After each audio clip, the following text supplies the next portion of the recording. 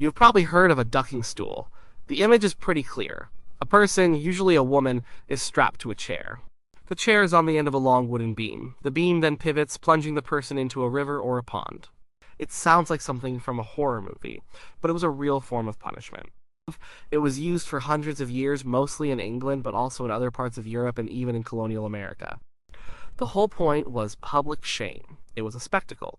The entire town might come out to watch. But before we get to the ducking, we need to talk about its simpler cousin. This was the cucking stool. The name sounds similar, and the two are often confused. A cucking stool was just a chair. It was a toilet chair, or a stool of infamy. A person who had done something wrong was forced to sit on it in a public place. They would be put outside their own front door or in the middle of the town square. They would sit there for hours. People would walk by, stare, and mock them. Sometimes people threw garbage or mud at them. The crime was often something that disrupted the public peace, things like gossiping, arguing loudly, or being a general nuisance. The punishment was pure humiliation. There was no water involved yet. It was about being made a fool of in front of your neighbors. The cucking stool was a very old punishment. We have records of it going back to the Anglo-Saxon period. It was a simple, cheap, and effective way for a small community to police itself. It didn't require a big prison. It just required a sturdy chair and a community that agreed on what was right and wrong. The shame was the real prison. After being displayed like that, a person would likely think twice before causing trouble again. At least, that was the idea. Sometime in the late Middle Ages, things got more complicated.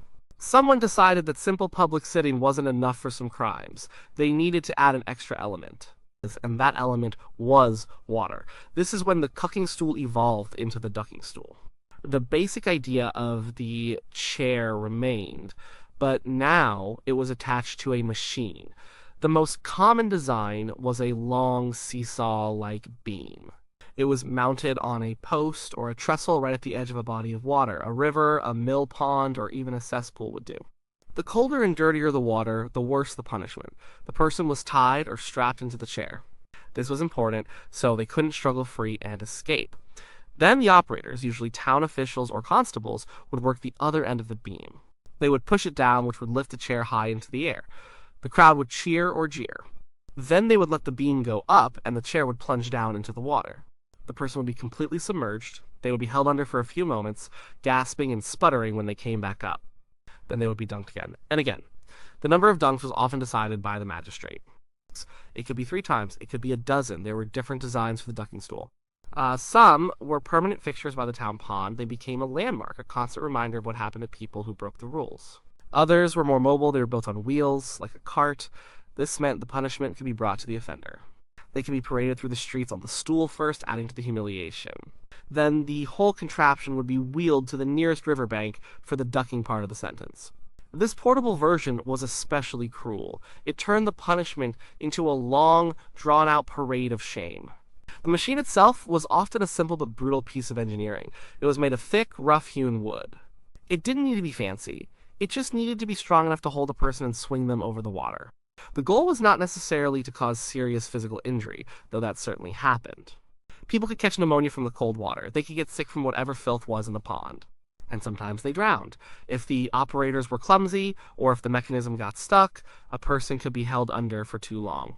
It was a dangerous, terrifying experience. Its main purpose was to use fear, cold, and public ridicule as a way to control people's behavior.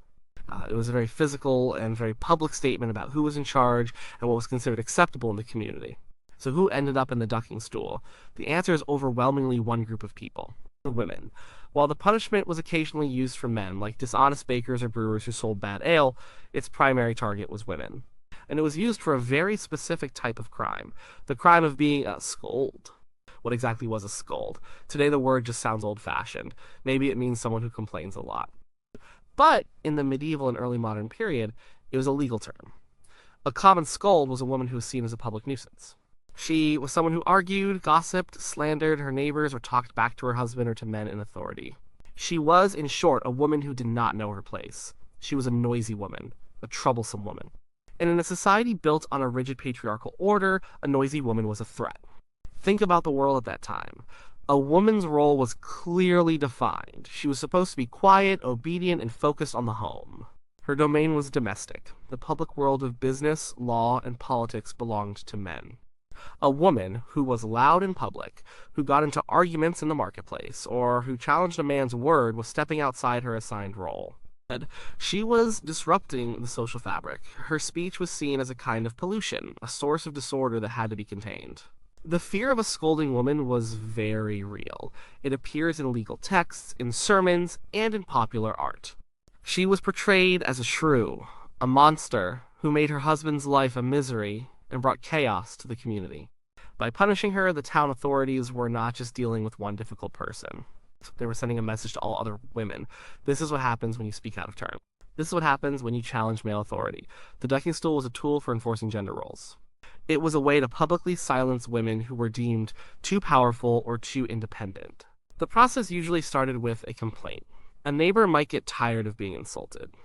A husband might complain to the local court that he could not control his wife. The case would be brought before a manorial court or a borough court. These were local courts that dealt with minor offenses and community disputes.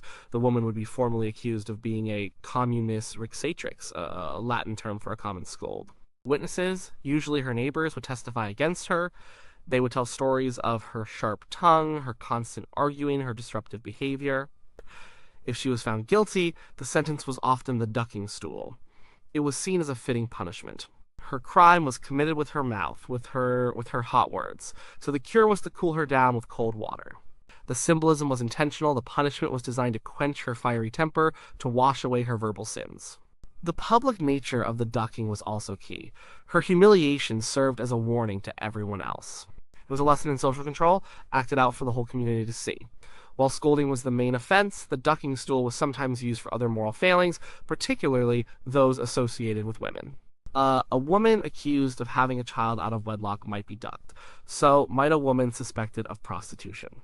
In these cases, the water was meant to cleanse her of her sexual sins. It was a form of ritual purification, albeit a violent and degrading one. For men, the equivalent punishment was usually the stocks or the pillory.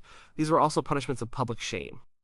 But they targeted different kinds of offenses. A man might be put in the stocks for being drunk and disorderly.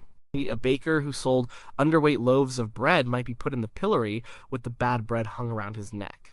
These were crimes related to public order and commerce. They were not usually about policing the way men spoke to each other or to their wives. The ducking stool, in its most common form, was unique. It was a weapon aimed directly at the female voice. It was designed to control not just what women did, but what they said. It was a brutal instrument for maintaining the social order where men held power and women were expected to be silent. Imagine what it was like. It did not start with the ducking itself. It started with the accusation. Imagine you are a woman living in a small English town in the 1600s. You have a sharp tongue. You are not afraid to speak your mind. Maybe you had an argument with a neighbor over a wandering chicken. Maybe you told off a merchant who tried to cheat you at the market. Or maybe your husband is just tired of you questioning his decisions. One day, a constable comes to your door. He tells you that you have been accused of being a common scold. You are to appear before the local court. There is no lawyer to defend you. You stand before a group of men, the town elders, the magistrate. Your neighbors, the same people you see every day, are called as witnesses. They list your supposed crimes. They say you are a gossip. They say you are a troublemaker. They say you disturb the peace with your endless chatter.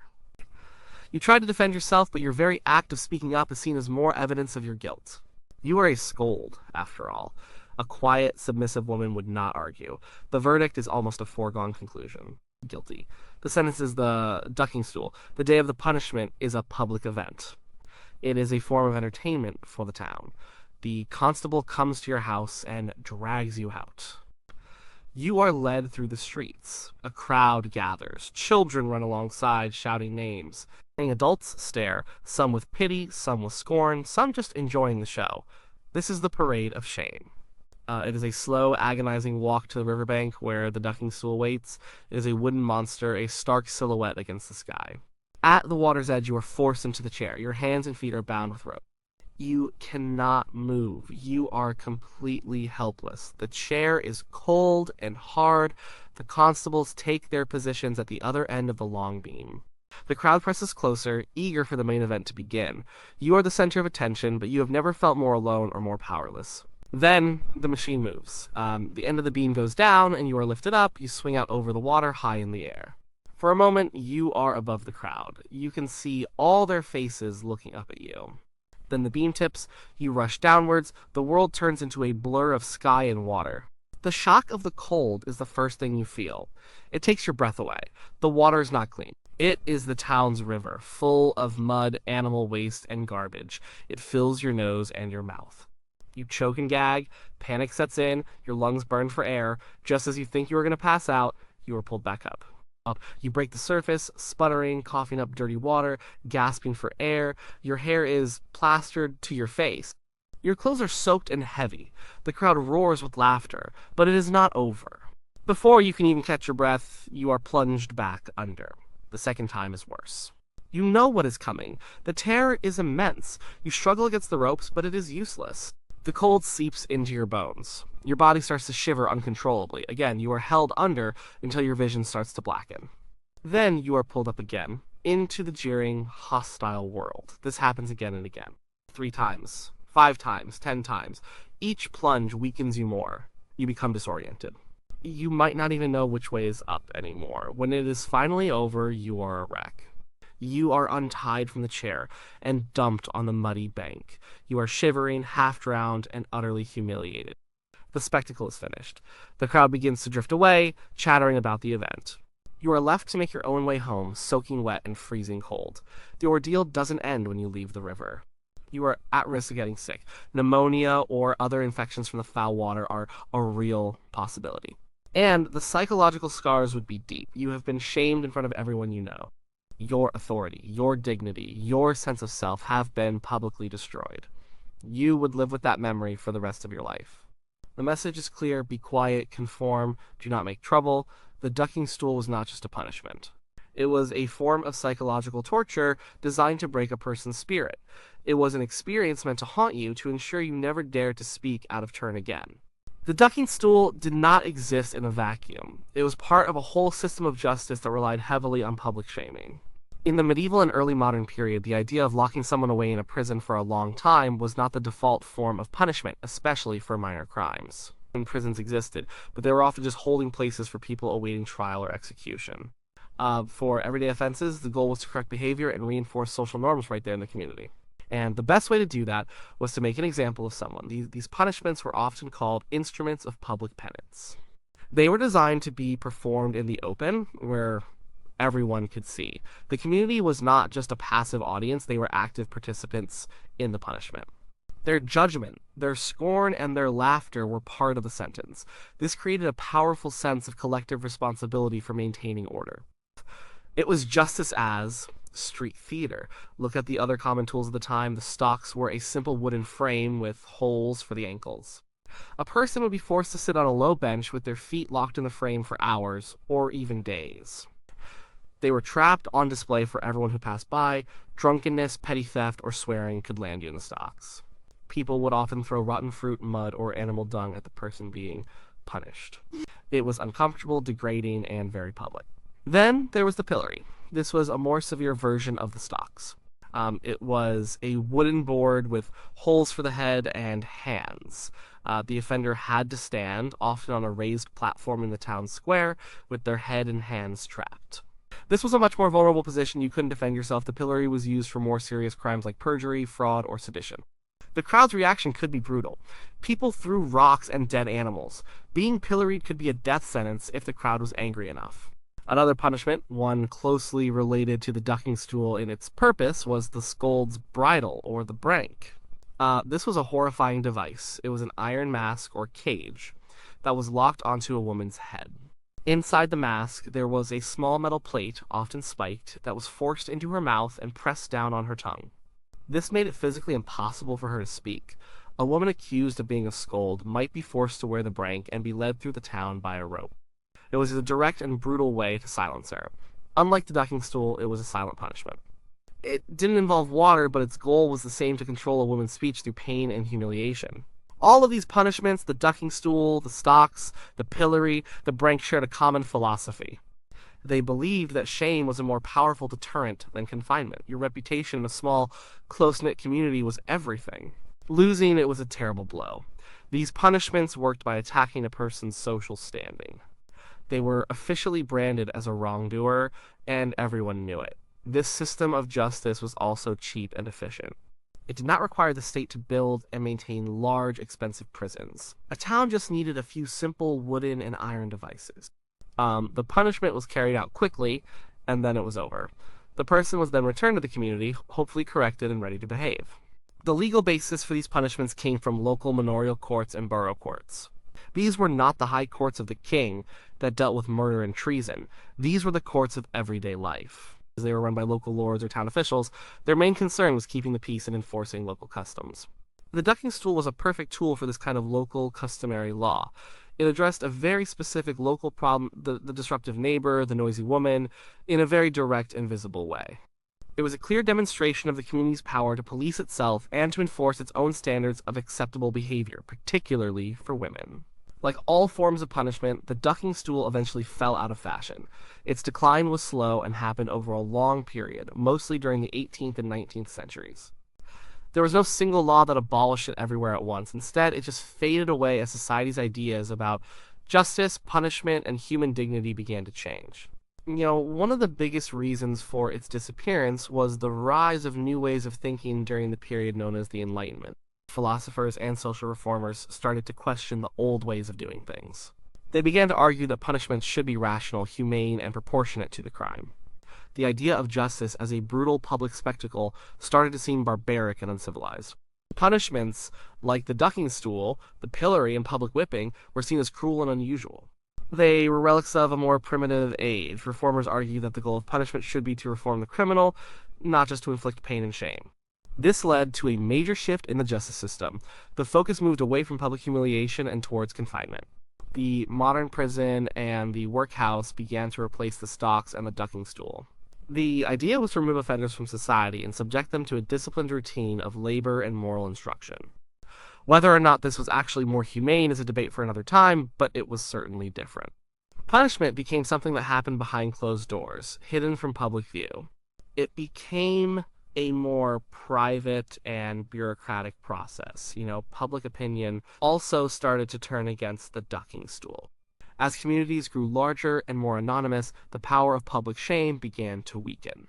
In a big city, being shamed in one neighborhood didn't carry the same weight as it did in a tiny village where you knew everyone. Accounts from the time show that crowds sometimes became sympathetic to the person being punished, especially if the offender was an elderly woman. The spectacle could backfire, making the authorities look like bullies rather than upholders of justice. There were also legal challenges. Lawyers began to argue that the ducking stool had no firm basis in common law. It was a local custom, but was it actually legal? In 1705, a woman named Mrs. Atwell was sentenced to be ducked in London, but her lawyers argued against it, and the court seemed reluctant to enforce such an old-fashioned penalty.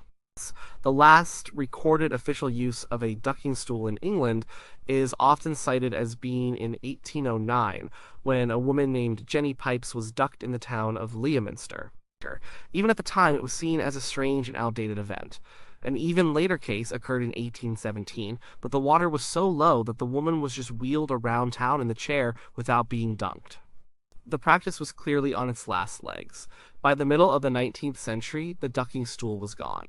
It had become a historical curiosity. The actual machines rotted away by the old mill ponds, or they were preserved in local museums as artifacts of a bygone era.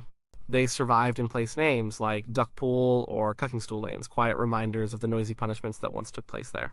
The disappearance of the ducking stool represents a fundamental shift in how we think about crime and punishment. We moved from a system based on community shame to one based on state-controlled incarceration. But the ideas behind the ducking stool have not vanished completely. The impulse to publicly shame people, especially women who speak out, still exists. Today, it doesn't happen at the village pond. It happens online through social media mobs and public callouts. The tools are different, but the desire to silence and control through public humiliation is a theme that runs deep in our history. The ducking stool itself is gone, but the ghost of what it represented, the policing of speech and the enforcement of social norms through shame, is still with us.